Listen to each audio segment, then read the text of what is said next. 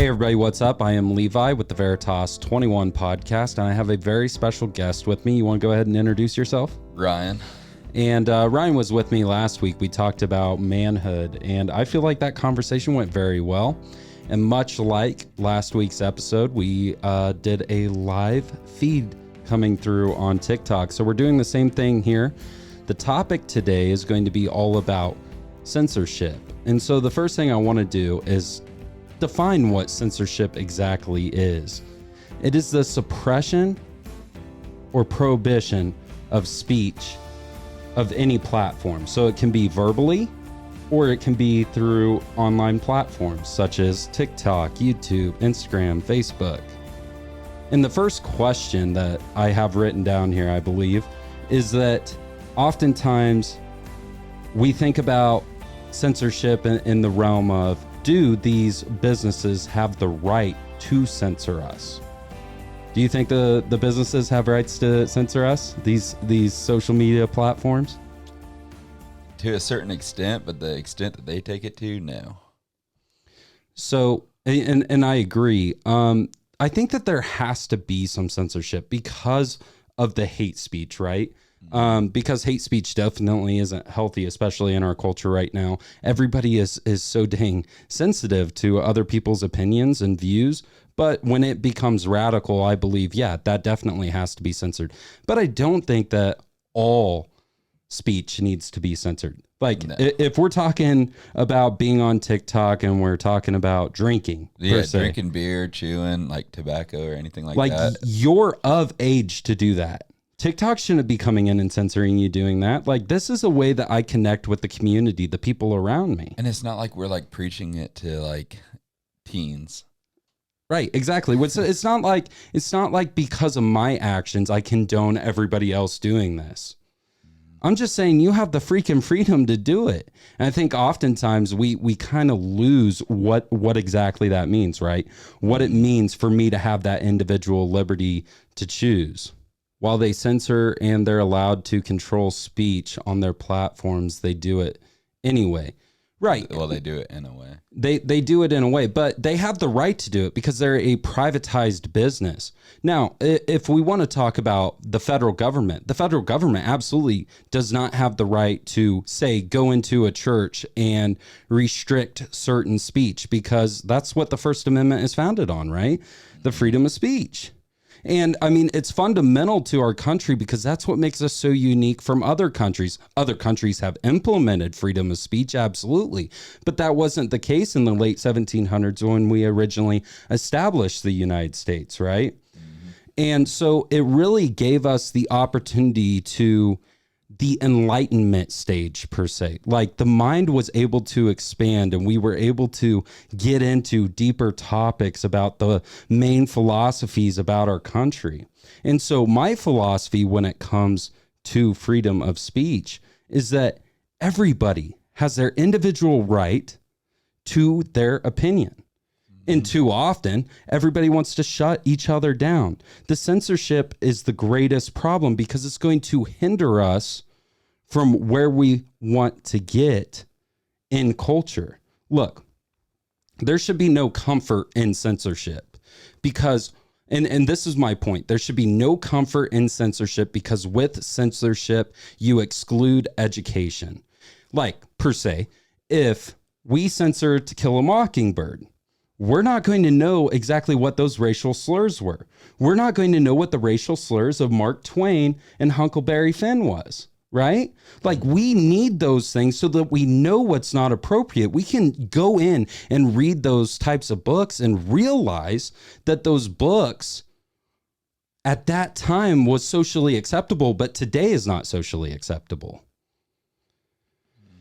Why do women get so pressed when I tell them to go wash the dishes? Well, I don't know. That's probably not a good question to ask for women. I mean, I don't think that you should be telling people what to go do. Like, exactly. I think and I've talked about this before, is tactful communication is so stinking important. And especially when it comes to censorship, like, it's important that we're aware of people around us, their emotions, when we talk about things. And I've done dishes and I'm a male, so But I think that there also, and Ryan, you could agree with me on this. I think there also needs to be some level of,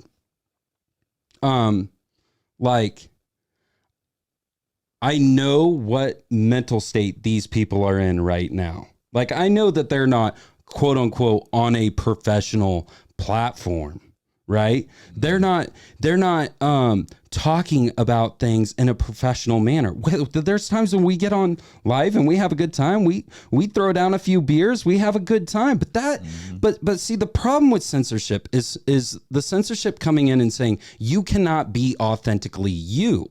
In the moment that you're no longer authentically you, then you start questioning what your actual purpose and identity is. See, you have to be able to expand the mind and be a free thinker. Too often we lose individuality. Why do you think people are censored? The reason for people being censored is because everybody is too dang sensitive.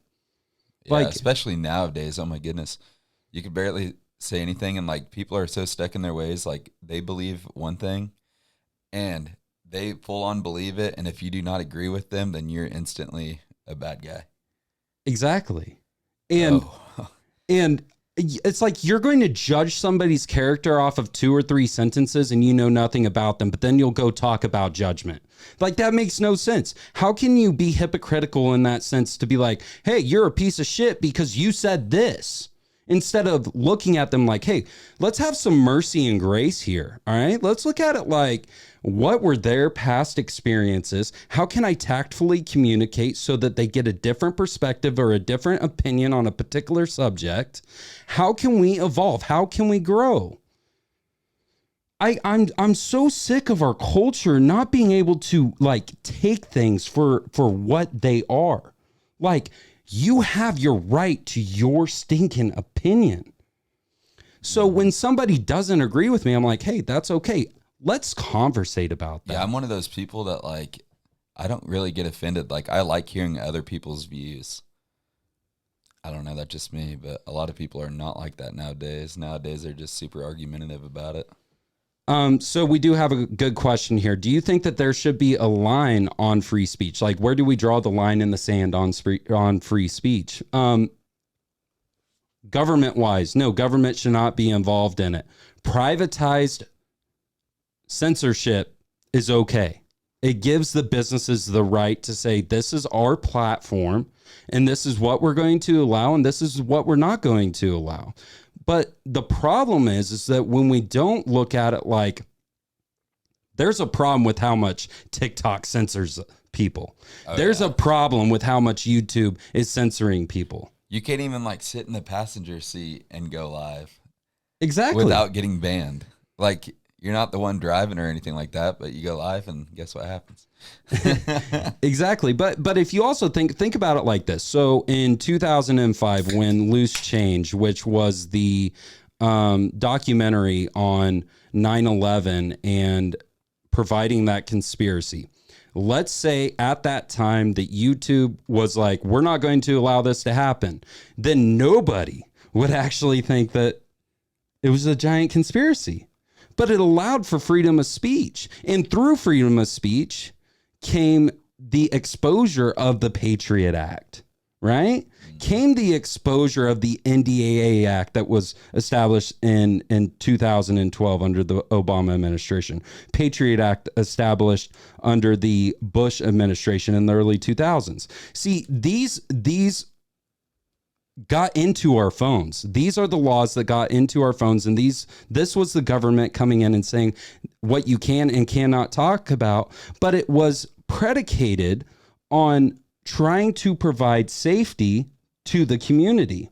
And so when we think about safety, now it's safety of maintaining the image, right? Or the narrative per se. And the problem with maintaining a narrative is that it doesn't allow other people to have their own narrative. It's like you cannot go out and speak against certain particular things within our culture because you don't know what you're talking about. You're not educated. Is that always what matters? Why is it important to approach views that you don't agree with an open mind? I think that we see this all the time, right? Oh, yeah, definitely. What do you think about approaching views with an open mind? Do you think it's important to approach views with an open mind? I think it is because, like I mentioned a little bit ago, whenever, like, let's say we talk about like Trump or something, somebody does not agree with that fully or anything like that, they just instantly go like, oh, you're a piece of crap. Like, they instantly label you as like racist or something like that. That's not being open-minded. That's just saying like, hey, you're a Trump fan, I'm not for Trump, and I'm just going to hate you for it. Do you think we are many times nowadays? Absolutely. And so I'll get back to that question there, Punch Dutchin. I think I read that right. But the reason why it's so important to approach things with an open mind is so, again, it comes back to that education. I want to know what you think so that I can evolve, so that culture can evolve. Because through that, there's been often times in my life when somebody said something that I didn't necessarily agree with, but I had to go back and I had to reflect on it, because if I didn't reflect on it, then I want to understand that perspective. It's like right now I am reading a book by Paul Collier, and it's titled, I believe, something to the effect of Capitalism. I can't even remember the title of the book I'm reading, but it has nothing to do with what I agree with. But through that book, it provides a lot of research that are from Ivy League schools like Harvard, Stafford, that have provided phenomenal research on particular subjects like race, religion, sexual orientation, and how it's affected people within the American home and the American dream. And I took the time to go fact check what that research was actually saying. So I went directly to the research that Paul was quoting. And through doing that, I saw that the perspective of somebody writing a book is not always the complete truth. Just because you read a book doesn't mean that's the truth, but we need to look at a conversation in the same way. But it doesn't mean that there aren't hidden gems within that particular conversation, right? Like, I can grow, I can evolve, I can learn. Okay, do you think that we are exaggerating on people taking free speech away? I speak my mind when it's needed. And that goes back to tactful communication. I think it's important that you are tactful with your communication. I've said that over and over and over and over, because I want to reiterate that is that in today's culture of sensitivity, we have to approach everything with that open mind, with that grace and mercy, so that we don't take it personally. Because the moment we start taking it personally is the moment that we start judging somebody else. And if we judge somebody else, we say, you don't have the right to that. And then the moment that you take that away, then what are we doing? What we've already talked about. We're no longer learning. It makes perfect sense. But have the real question there is, have we lost a sense of being okay with people's common sense? Right? I mean, we can go watch CNN. We can go watch Fox News. We can listen to the Mark Kaye show down in Jacksonville, Florida, which I love Mark Kaye so much, an awesome radio host. But we can go listen to these people all the time. And if we say instantly, based off of what they're saying is the absolute truth, there is no other side to this, then that's the moment that we have shut off objectivity. If we don't go into things with an open mind, coming back to, we are not going to learn. Do you guys think men and women have it differently when it comes to free speech? Legally, no. But I would say this on kind of my soft hand approach to that question. I think that there are roles within culture of certain things that people can and can't say. I'm not saying that I believe that way, but I think that there are certain touchy subjects, especially like, what if I came out and I was talking about what it was like to go through a menstrual period? I wouldn't be in the right place to talk about that. Yeah, we've never been through that. How many people would be irritated or mad at me because I brought that up? Should I talk about that? In my opinion, no, I shouldn't talk about that. Should a woman talk about what it's like to go through the breakup when we have that weight bearing on our shoulders, like what we talked about in the last episode. I don't necessarily think that a woman should talk about that. I think that it's the responsibility of the community to understand the gender roles in those conversations, but attack those situations if you say you're the opposite gender, to challenge those people that you know around you that can be a friend, be a good community member, to step up and have that conversation with that person if they're struggling with a particular situation. I think that was really well worded. And I think that we have lost that way. Like everybody thinks like, oh, screw what the roles are. Screw what my roles in culture are. But I think sometimes that we lose that. We lose where we draw that line. There is a line there, but do I say that there needs to be a law to protect that line? Absolutely not, because every situation is different. Would I go on a social media platform and talk about a menstrual period? Absolutely freaking not. That's not my case, how to deal with bloating, okay? Just or PMSing per se, okay? Or what pregnancy is like, or what it's like when a man cheats on a woman and how it affects her. Maybe it's better that a woman approaches that conversation, right? 100% agree. So the real question here is, at what point does censorship begin? And censorship begins in us. Censorship begins in our mind, our heart, where we place ourselves, right? Like, why are we so afraid to step outside of the box? I don't understand. And I can't provide a logical answer to that, because I don't think there is a logical answer to that. Humanity has only evolved because we have continually strived to be better. And now we want to be suppressed. Look, I've said it multiple times that we are in the greatest era of all time. You can go on a social media platform like TikTok or YouTube and share your message. The problem is when it's censored. The problem is when you can't share that. Now, if Hitler had a YouTube channel, absolutely he needs to be censored. Come on now. Let's have those community guidelines, but let's not overdo it. What does my shirt mean? Dead to the flesh. So it is from a Bible verse in Romans, basically saying that I am dead to myself. I have given my life to Christ. And this actually brings up a good conversation, because didn't we read something on this about, he claims to be dead to flesh, right? And this morning, being dead to flesh doesn't mean that I'm perfect. It means that it's the way that I view myself. I'm dead to my ego. I'm dead to my mind. Because if I'm not dead to my flesh and I'm not dead to my mind, then I can't be a free thinker for people. I can't evolve. I can't grow. So yeah, dead to flesh is dead to myself, because otherwise it's just arrogance and narcissism. And we live in a culture of narcissists, right? I hear it all the time on TikTok. But the funny thing about narcissism is that only 2% of the population are narcissists.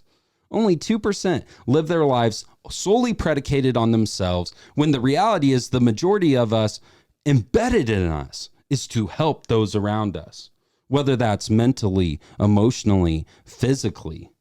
All right, Levi. Punch just asked, a little taboo, but should we allow dictators to say what they want, kind of like ultimate free speech? Well, if we're talking about hold on. If we're talking about dictators in the sense of the American government, no, we should never allow a dictator to get to that point. We have enough filtration that should prevent that from happening. And I mean filtration through this awesome gift that we have of these social media platforms that can kind of filter out when the bad ones come in. And that information is there. Jeffrey Epstein. So let's take Jeffrey Epstein. How many politicians were on that? But what our focus has been is COVID for the last 2 years. And why? I don't know why. Like, is it real? Absolutely, COVID is real. But let's brainwash people, strip away. Here we go. Now I'm going to get censored on TikTok because I brought up something about COVID because they want to protect that narrative so bad. But the reality is that if you look at it, anytime something is exposed from underneath the rug, right? Let's say, then something else comes down and slaps that rug back down so that you don't see what's underneath that rug. And that's exactly what happened with Jeffrey Epstein. Right at the beginning of Jeffrey Epstein's true exposure through the books, through the documentaries, boom, COVID came out and it stopped that. And there's been multiple occurrences of that happening throughout all of our society throughout the last 15 years. Because I really think censorship has picked up, not just based on what social media is, but it's picked up based on education. So in school now, especially with CRT, critical race theory, basically saying that, and we had this pop up into the live earlier about critical race, or not critical race theory, but kind of a question that related to critical race theory. And that was, why are you racist being white? Something to that effect. Like, you're racist because you're white. That instantly put a judgment on me when that person knew absolutely nothing about me. But what's wrong about it, even more so, is that if I combat that comment because I am white, like, oh my gosh, this is a touchy subject, right? Mm-hmm. Oh yeah, but it's a real subject. It's something that we have to talk about. Have the courage, step up, talk about it.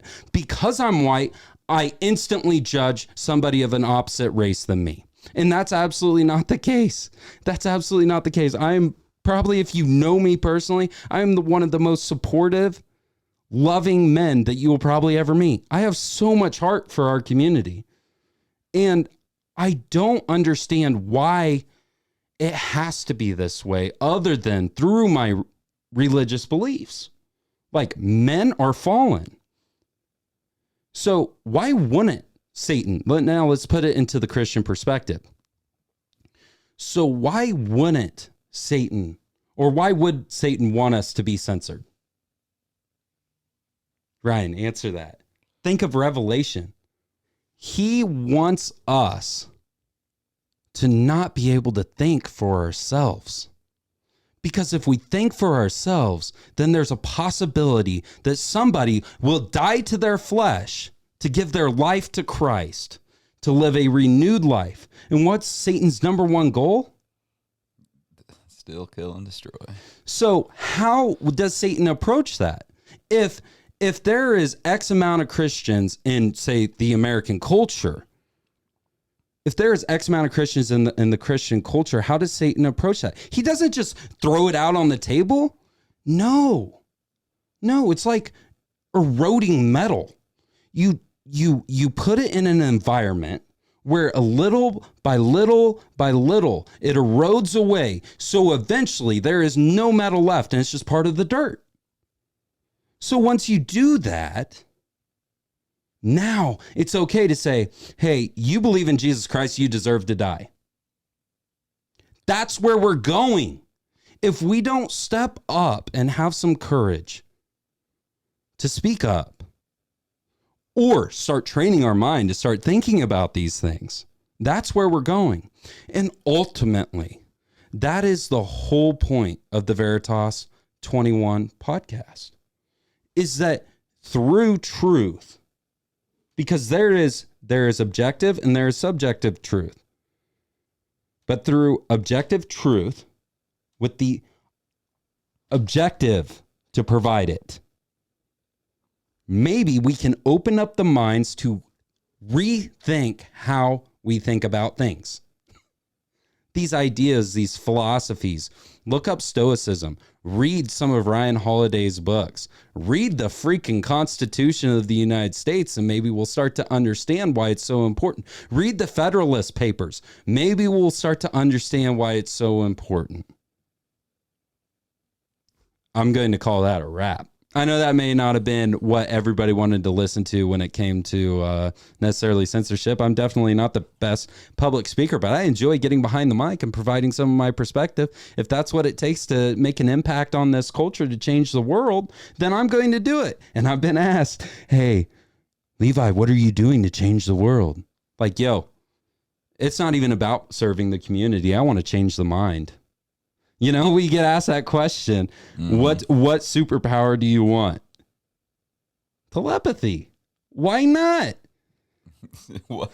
Could you imagine how much power there is in the mind? Dude, we use like maybe 2% of our mind, 3% of our mind. If we can expand the mind to understand different perspectives and ideas, then guess what? We grow as a culture. We evolve. The education gets higher. And we maintain our freedoms so that we are not persecuted for our beliefs. Alrighty, everybody, thank you on TikTok for tuning in. Much appreciated. Love you guys. Thank you for your comments and your questions. We got a few in there. Not as many as I hope, but I know it's not necessarily a niche topic that a lot of people are talking about. But I think that this was good to talk about. So if you don't already, please go follow us on YouTube, Facebook, Spotify, Apple Podcasts, like, subscribe, leave a review on Apple Podcast. It increases the analytics. This will be released on next Friday, which I believe that would be the 26th. So anyways, alrighty. Thank you for tuning in. God bless and may grace be with you.